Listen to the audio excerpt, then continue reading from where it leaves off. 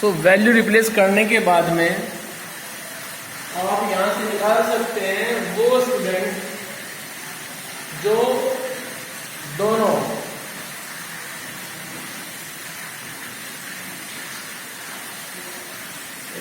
it will be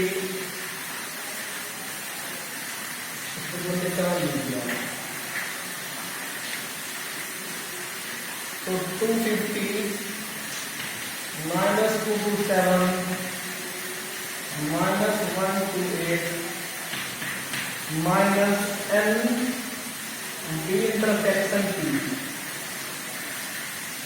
ठीक है, जो दोनों ट्रांसपोर्ट को यूज करते हैं वो यहां से आ जाएंगे। नेगेटिव कर लीजिए आप एक साथ, तो it will be 5 4 3 minus n b intersection b। तो ये मेरे पास आ जाएगा 5 और 9, तो 95।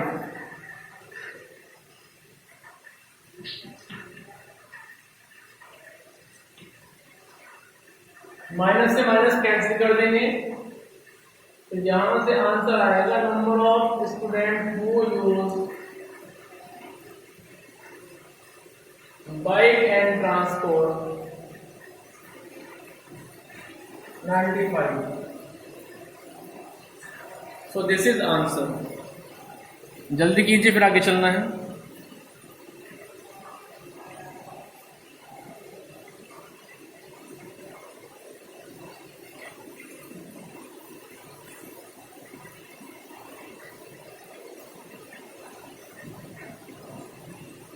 तो इस तरह से बड़ी प्रॉब्लम आएगी। ठीक है, जैसे मान लीजिए जैसे बच्चे जो केवल मैथ्स को लाइक करते हैं, ऐसे बच्चे जो केवल साइंस को लाइक करते हैं। ठीक है, M for maths, S for science.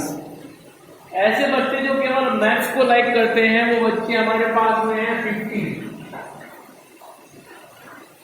ठीक है, ऐसे बच्चे जो साइंस को लाइक करते हैं वो बच्चे हमारे पास हैं 30। फिर ऐसे बच्चे जो मैथ्स और मींस यूनियन, ऐसे बच्चे जो मैथ्स और साइंस को लाइक करते हैं वो हमारे पास में है 100। वो बच्चे हमारे पास में है 35। तो हमें बताना है कि ऐसे बच्चे की स्ट्रेंथ जो मैथ्स एंड साइंस दोनों को लाइक करते हैं। ठीक है, दोबारा फिर समझिए वर्ड प्रॉब्लम को। ऐसे बच्चे जो केवल मैथ्स को लाइक करते हैं 50 हैं। ऐसे बच्चे जो साइंस को लाइक करते हैं वो 30 हैं। ऐसे बच्चे जो मैथ्स और साइंस लाइक करते हैं 35 हैं। ऐसे बच्चे बताने हैं जो मैथ्स एंड साइंस दोनों को ही लाइक करते हैं। ठीक है, सो मैंने बताया भी आपको, और जहां पे आ जाए तो यूनियन होता है, एंड जहां पे आएगा वहां पे इंटरसेक्शन होता है। ठीक है, तो इसके लिए फटाफट आप फॉर्मूला यूज करेंगे। फॉर्मूला है कि number of element in M union science maths union science equals to number of element in maths plus number of element in science minus number of element in maths and science. ये हमें बताना है। ठीक है, चलिए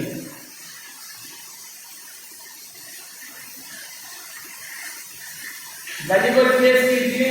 ये मेरे पास में 35। नंबर ऑफ एलिमेंट मैथ्स वो मेरे पास में है 50।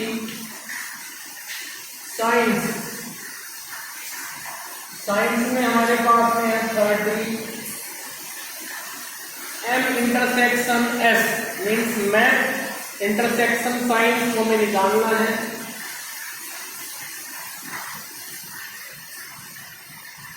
सॉल्व कीजिए इसको। 35 minus 80 equals to minus N maths intersection S.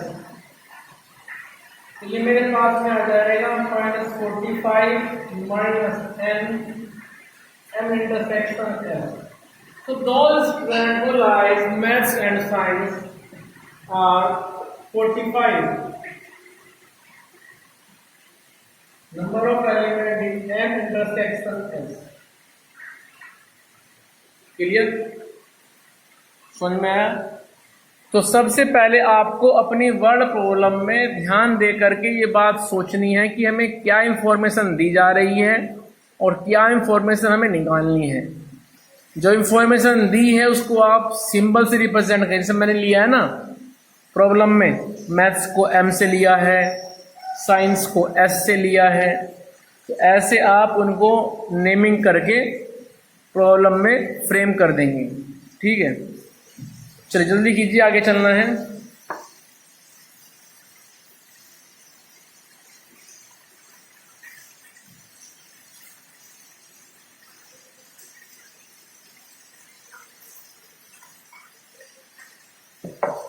देखो जो यूनियन होता है, यूनियन की डेफिनेशन होती है कि ए यूनियन बी में वो एलिमेंट आएंगे x such that x belongs to A और एक्स बिलोंग्स टू बी। ये डेफिनेशन आप जरूर याद रखें। यूनियन में वो एलिमेंट आता है जो या तो ए में है या फिर बी में है। क्लियर? उसके बाद एंड मीन्स इंटरसेक्शन। इंटरसेक्शन की डेफिनेशन होती है कि वहां पे वो एलिमेंट आता है एक्स सच दैट एक्स जो ए में हो या फिर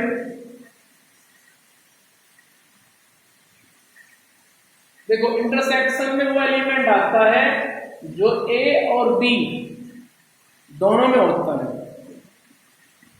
दोबारा फिर सुन लें, इंटरसेक्शन में वो एलिमेंट आता है जो ए और बी दोनों में होता है। क्लियर? उसके बाद आता है फिर कॉम्प्लीमेंट।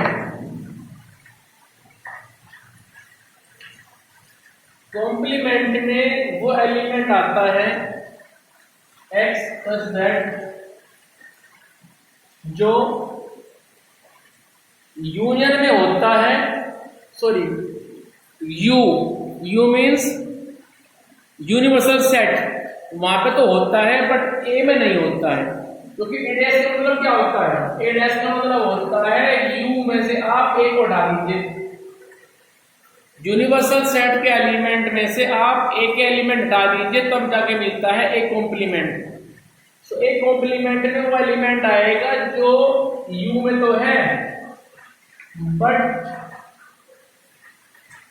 वो ए में नहीं है। ठीक है, सुनना आ गया? उसके बाद ए माइनस बी। ए माइनस बी में वो एलिमेंट आता है, सोचिए आप ध्यान से, ए माइनस बी में वो एलिमेंट आता है जो ए में होता है और बी में नहीं होता है। आप देख लीजिए, क्योंकि ए माइनस बी में क्या करते हैं हम? ए माइनस बी में हम सबसे पहले निकालते हैं कॉमन एलिमेंट। उस कॉमन एलिमेंट को हम रिप्लेस करते हैं फिर ए में से। कब? जब निकाल रहे होते हैं ए माइनस बी, और यदि निकाल रहे हो बी माइनस ए तो उसको फिर हम बी में से हटा देते हैं। ए माइनस बी का अलग प्रोसीजर है, बी माइनस ए का अलग प्रोसीजर है। क्लियर? अब मान लीजिए आप लिख रहे हैं बी माइनस ए के लिए, तो बी माइनस ए के लिए बनेगा x such that x belongs to B but x does not belongs to A। कि वो एलिमेंट B में तो हो लेकिन A में ना हो। तो कुल मिलाकर के इस तरह से हम इनकी डेफिनेशन को याद रखते हैं, आपको भी याद रखनी है। ठीक है, इस चैप्टर में Venn diagram, union, intersection, operation काफी कुछ हो चुका है। इस चैप्टर में बहुत डिस्कस हो चुका है, और अभी भी इस चैप्टर में यदि कोई प्रॉब्लम रहती है तो आप जरूर मुझे बताएं, डिस्कस करें मेरे साथ में। ठीक है, तो इस तरह से आप अपना इस चैप्टर आज फिनिश करें। कोई प्रॉब्लम रहती है तो उसको आप जरूर पूछें। मैं एक दो क्वेश्चन और डिस्कस करता हूँ आपके साथ में, आइए जरा।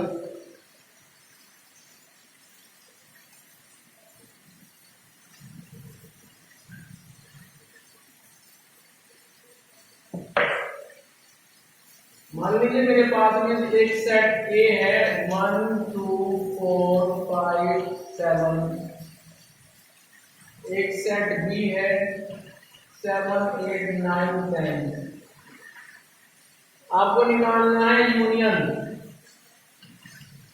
तो यूनियन में हो जाएंगे एलिमेंट मर्ज, एक साथ मर्ज कर दीजिए। पहले लिखिए 1 से लेके 7 तक, 1 2 4 5 7। उसके बाद लिखिए 8 9 10, 8 9 10। ठीक है, मान लीजिए आपको निकालना है दोनों में इंटरसेक्शन। तो दोनों में देखिए आप ऐसा एलिमेंट जो दोनों में अवेलेबल हो, वो फिलहाल केवल एक है 7। क्लियर? मान लीजिए आपको निकालना है a माइनस बी। आपको निकालना है a minus B. a minus B में क्या होगा, वो एलिमेंट जो a और b दोनों में है उसको आप a में से हटा दीजिए। दोनों में कौन है 7, तो 7 को आप हटा दीजिए फिर a में से। तो ऐसा एलिमेंट जो दोनों के पास में अवेलेबल है उसको आप a में से हटा दीजिए, तो बचेगा 1 2 4 5। b माइनस a के लिए वो एलिमेंट जो दोनों में है a और b, उसको आप b में से हटा दीजिए, तो आ जाएगा 8 9 10। तो इस तरह से आप ऑपरेशन इजीली फाइंड कर सकते हैं सेट थ्योरी में। केवल आपको कंसेप्ट याद रखना है। यूनियन में क्या होता है, मर्ज करना विदाउट रिपीटेशन। इंटरसेक्शन में होता है कॉमन एलिमेंट देखना। a माइनस बी या b माइनस ए जब निकालते हैं तो पहले ढूंढिए कॉमन एलिमेंट, फिर उस कॉमन एलिमेंट को आप हटा दीजिए a में से, तो आ जाएगा a माइनस बी। b में से हटाएंगे तो आ जाएगा b माइनस ए। ठीक है, कॉमन एलिमेंट आप हटाएंगे हमेशा अपने पहले सेट में से जो पहले लिखा हुआ है। a माइनस बी है तो a में से हटाइए, b माइनस ए है तो फिर b में से हटाइए। क्लियर? तो इस तरह से वर्कआउट होता है।